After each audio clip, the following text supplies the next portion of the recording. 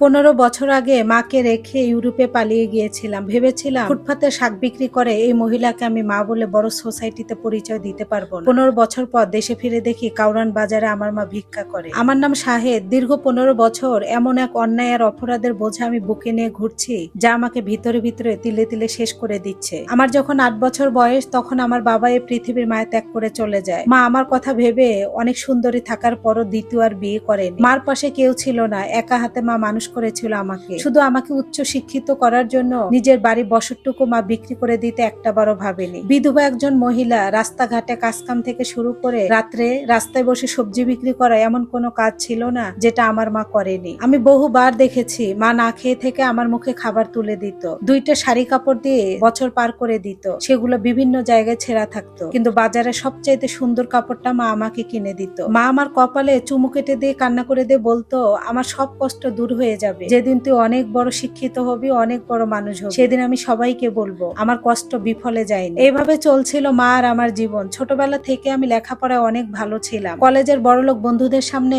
ফুটপাতে শাক বিক্রি করে একজন বিধবা মহিলা আমার মা হিসাবে আমি পরিচয় দিতে লজ্জা পেতাম। যে একজন বিধবা ফুটপাতে শাক বিক্রি করে, রাজমিস্ত্রি কাজ করে, এই মহিলা আমার মা হিসাবে কখনোই যায় না।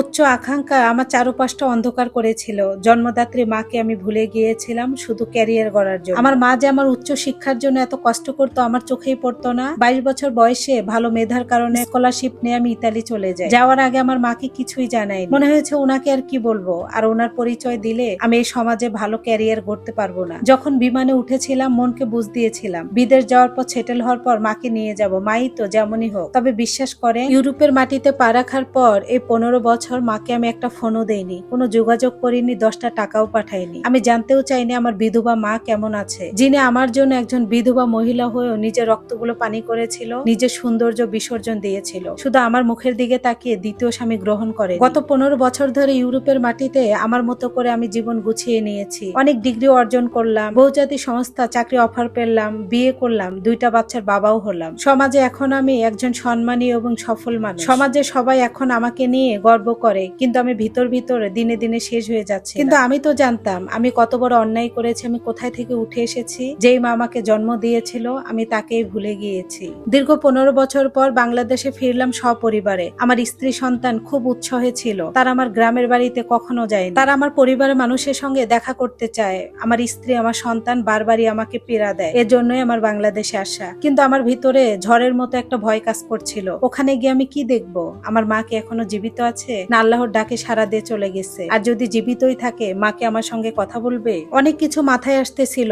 এক আকাশ পরিমাণ ভয় আর আতঙ্ক নিয়ে স্ত্রী সন্তানকে নিয়ে সে আমজাদপুর আমাদের গ্রামের বাড়িতে গেলাম। আমার মা শেষ সম্বল বাড়িটা জনশূন্য, বড় বড় ঘাস জ্বালিয়েছে, মাটির বাড়িটা বড় বড় ফাটল ধরেছে, চালটা ধসে পড়েছে। অধৈর্য হয়ে পাশের বাড়ির চাচিকে জিজ্ঞাসা করলাম, চাচি আমার মা সুফিয়া বেগমকে দেখেছেন? পাশের বাড়ির চাচি কপালটা কুঁচকিয়ে আমার দিকে কিছুক্ষণ তাকিয়ে রইল, তারপর বলল, শাহেদ এত বছর পর মার কথা মনে পড়লো তাহলে? তোমার মতো সন্তান যেন কোনো মার গর্ভে না হয়। তোমার মাকে এখানে কই খুঁজতে আসছো? বড় বড় গাড়িও দেখে আনছো, কিন্তু তোমার মার পেটে তো ভাত যায়নি। কথাটা শুনে আমি চুপ করে রইলাম। তারপরে জিজ্ঞাসা করলাম, বলেন না চাচি আমার মা কোথায়? চাচি হাতের আঙ্গুল দিয়ে রাস্তার দিকে দেখালো, ওই ঢাকায় যাও, দেখো কাউরান বাজার তোমার মা ভিক্ষা করে খায়, সেখানেই পাবা।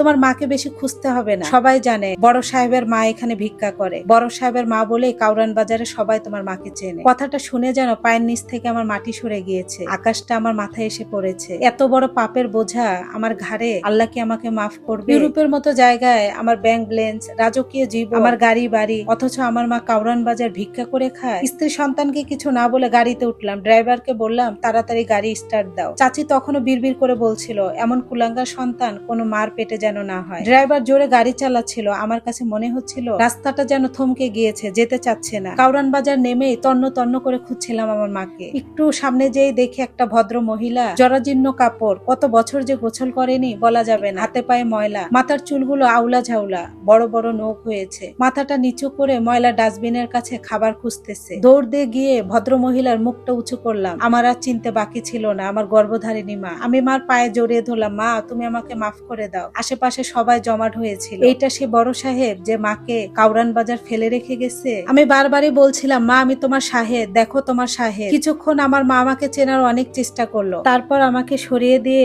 একটা হাতে কাগজ নিয়ে বিড়বিড় করে মা বলল, আমার সাহেব অনেক বড় অফিসার, ওই বিদেশে থাকে, লাল গাড়ি নিয়ে আসবো আমারে আনার জন্য। আপনি কে? আপনি আমার সাহেব না। আমি মাকে বারবার বলছিলাম জড়িয়ে ধরে, মা আমি তোমার সাহেব, দেখো। কিন্তু আমার মা আমাকে চিনতে পারছিল না। ওখানকার মানুষ আমাকে ধিক্কার জানাচ্ছিল। রিক্সা চালক থেকে শুরু করে সিএনজি চালক, পথচারীরাও বলতেছিল এরকম সন্তান কোনো মার গর্ভে যেন না হয়। আমার মাকে আমি হাজারবার চিৎকার করে বলেও চিনাতে পারিনি। আমার মাকে আমি একটা ডাক্তার দেখাই। ডক্টর দেখানোর পর ডক্টর সাহেব বলে দেয়, দীর্ঘদিন মানসিক প্রেসারের কারণে আর ক্ষুধার্ত অবস্থায় থাকার কারণে ওনার মানসিক স্মৃতিশক্তি উনি হারিয়ে ফেলেছে। আর এই বয়সে সে মানসিক স্মৃতি ফিরে আনা একদমই অসম্ভব। আমার মা এখন রাজকীয় বাড়িতে থাকে, আগের মতো কাউরান বাজারে আর দুইটা খাবারের জন্য ভিক্ষা করে বেড়ায়। আমার মার পাশে আমি বসে থাকি, কিন্তু আমার মা তবুও দরজার দিকে তাকে বিড়বিড় করে বলে, আমার সাহেব আসবে, বড় লাল গাড়ি নিয়ে আমাকে নিয়ে যাবে। মার পাশে বসে আমি হাত ধরে চিৎকার করে কান্না করে বলি, মা আমি তোমার সাহেব। কিন্তু আমার মা আমাকে চিনতে পারে না। আমার মা সে আগের স্মৃতিতে পড়ে আছে, তার ছেলে আসবে, তাকে নিয়ে যাবে। আমি হাজারবার বললেও আমার মা বোঝে না। আল্লাহ আমাকে দুনিয়ায় সবচাইতে বড় একটা শাস্তি দিয়েছে, যেটা আমার মার পাশে থেকেও আমার মা আমাকে চিনতে পারে না। একজন সন্তানের কাছে সবচাইতে বড় কষ্ট,